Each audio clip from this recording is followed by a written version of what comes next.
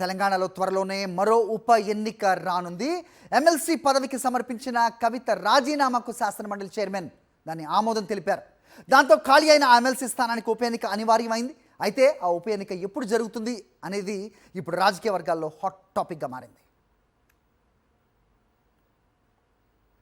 కవిత నిజామాబాద్ స్థానిక సంస్థల ఎమ్మెల్సీగా బీఆర్ఎస్ తరపున 2021 డిసెంబర్లో రెండవసారి ఎన్నికయ్యారు. 2022 జనవరిలో ప్రమాణ స్వీకారం చేశారు. 2024 ఏప్రిల్ 27న బీఆర్ఎస్ ఆవిర్భావ సభ తర్వాత కవిత తన అసంతృప్తిని వ్యక్తం చేస్తూ పార్టీ అధినేత కేసీఆర్కు లేఖ రాయటం కలకలం రేపింది. అనంతరం వరుస పరిణామాలతో ఆమె క్రమేపీ పార్టీకి దూరం అయ్యారు.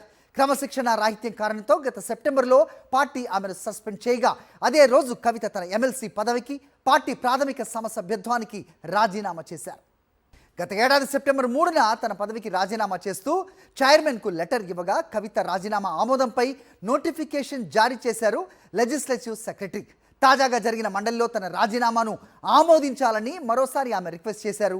ఈ క్రమంలో మండలి చైర్మన్ గుత్తా సుఖేందర్ రెడ్డి కవిత రాజీనామాను ఆమోదించారు. రాజీనామా ఆమోదంపై లెజిస్లేటివ్ సెక్రటరీ నోటిఫికేషన్ జారీ చేశారు. దీంతో రాష్ట్రంలో మరో ఉప ఎన్నిక రానున్నట్టుగా సంకేతాలు కనిపిస్తున్నాయి.